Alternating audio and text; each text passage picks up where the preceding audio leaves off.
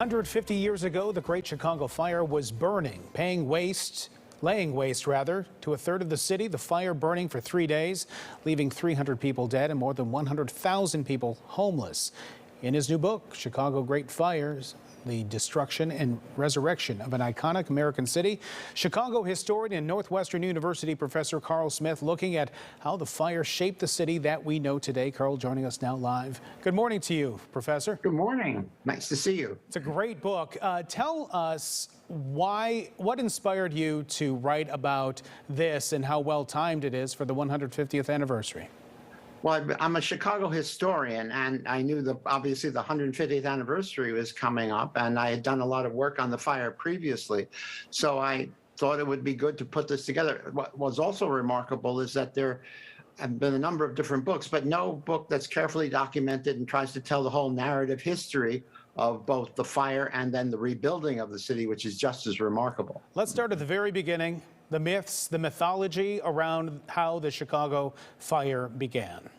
Sure. Well, the fire, we're pretty sure, or virtually positive, that it began in or around the barn of Patrick and Catherine O'Leary on DeCoven Street, which is where the Fire Training Academy is now. But Mrs. O'Leary and her family, 5 children and her husband, were in bed at the time the fire started, and we really don't know exactly how it started.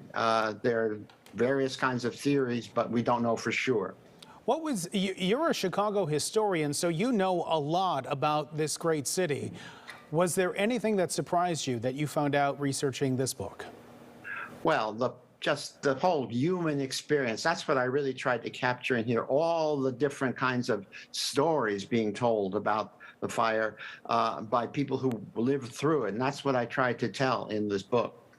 Now, Chicago was very much a 19th century phenomenon growing out of the prairie here along the banks of Lake Michigan. But something happened after that fire.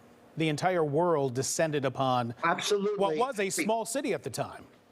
It was not a small, it was about the 4th or 5th biggest city in the United States at that time, but it had grown in 40 years from basically a tiny frontier outpost to this. But it was right on the telegraph nexus and the railroad nexus, and it was the first instant news event. So people in New York and Boston and other places heard about the fire in real time thanks to the telegraph, and even across the ocean in England. And so there were all kinds of rallies and meetings to help Chicago. And as the city was actually burning, goods and money pledges were on their way to the city and helped revive it.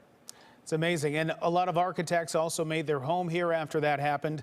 I was always told growing up that the water tower was the surviving thing in the city. There were more than that, though, that survived the fire. Yes, the water tower was certainly one of them, but also the Mullen Ogden Mansion, which is a mansion of a millionaire that's on the site of the current Newberry Library.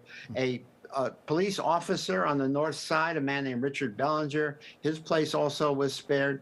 There was a building almost completed in the downtown called the Nixon Block that was spared, but this was almost entirely to luck. I mean, a lot of different people made various efforts to try to wet down their buildings and so on, as did these people, but they burned anyway. This was a quirk of the fire, I think. How well preserved are the memories and the history surrounding the fire? Well, we have at least probably about 200 or more first-person accounts, about 150 of them in the Chicago History Museum. There's all kinds of newspaper reports of different kinds. But what's very interesting is these are reports of a catastrophe in the making. So in a number of ways, they contradict each other, or they tell different stories. So about what happened. It's very hard to have reliable information when you're running from a fire. The name of the book, Chicago's Great Fire, have it right here in my hand, The Destruction and Resurrection of an Iconic American City. Professor Carl Smith, thanks for joining us. Do appreciate your time.